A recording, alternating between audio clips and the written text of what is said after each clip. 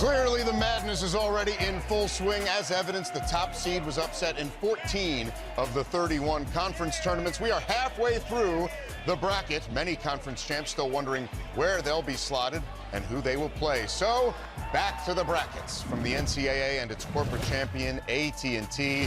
We are now in the Midwest region in the lower right quadrant. Houston Cougars, third overall, #1 seed, a #1 seed for the third straight season. Took care of all business. Regular season champs, conference tournament champs. Yep. They answered every question this year. They're healthy this year going into the tournament. If they stay healthy, they can win it all. Second in scoring defense nationally. And let's say, welcome to the NCAA tournament, SIUE.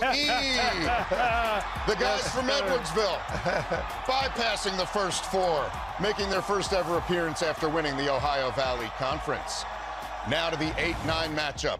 And in for the 26th straight year, Gonzaga, second in the nation in scoring. They've made 9 straight Sweet 16s. There was talk about Gonzaga probably falling to this line and how dangerous this team can be. They've been to, 9 straight Sweet 16s, Yep. and they've got a championship caliber culture. This is a dangerous team, really high octane offensively, and one of the best point guards in the country in Ryan Nembhard. And in that 8-9 game, they will face a Georgia Bulldogs squad that took down Florida, Kentucky, and St. John's as they go for their first tournament win since 2002. To Providence on Thursday, the 5 seed, Clemson. The Tigers set a school record with 27 wins, had a winning ACC road record for the first time since 1987. Perhaps most importantly, they were the only ACC team to beat Duke this year. The 12 seed is McNeese. Will Wade makes it back-to-back trips as Southland Conference champs. Keep an eye out for their celebrity manager, Amir Ora Khan. That's right. He went viral. He sure did. The 4 seed is last year's national runner-up in the dance for the 10th straight time behind Big Ten Player of the Year, Braden Smith. And in Providence, they will face High Point, who's having a new high point for their program. Oh, wow, look at that reaction. And showing out. Big time. Their first tournament appearance, overcoming a 15-point deficit in the second half of the Big South. High-octane game. group there, Zook. The Panthers can put it in the basket. In every way. We go to the bottom half of the Midwest, where they're playing to get to the regionals in Indy.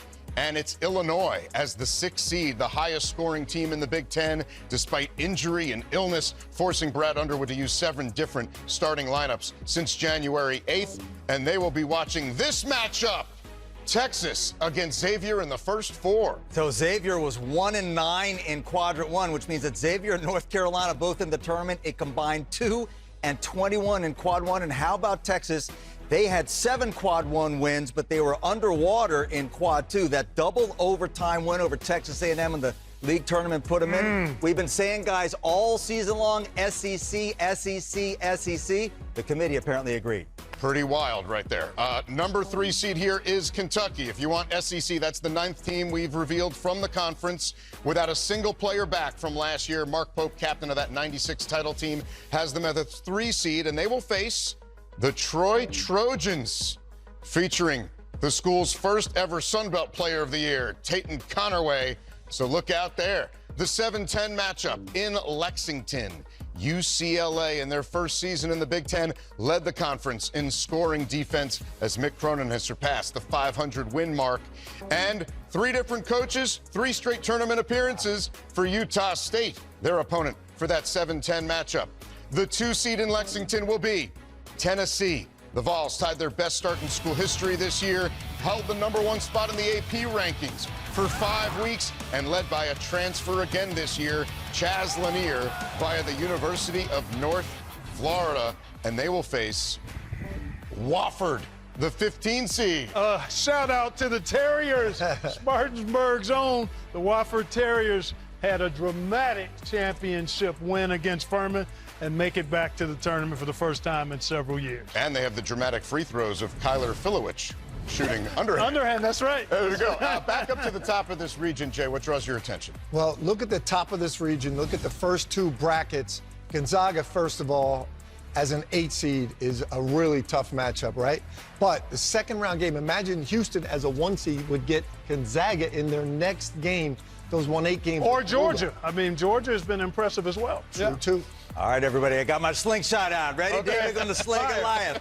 McNeese has the 12 seed. Will Wade moves on. Shock of the tournament. High Point takes down Purdue. High Point goes to the Sweet 16. And then when you move down to the bottom of the bracket, mild upset. I like Utah State to beat UCLA. At the end of the day, I think you're going to see a lot of SEC with Kentucky and Tennessee, and then Tennessee going to the Elite Eight. Is that enough for you, Clark? That's a ton right there. You went real. I'm out. Should I you leave? went real. You probably should. I mean, you went very much slingshot. Illinois has been a team that's been high octane, extremely impressive. Has hit some bubbles, some turbulence because of injury. Can they get it right and regroup and reset? Because they're as good as anybody. And then you got that Texas Xavier first four matchup. Wow, that'll be a good one.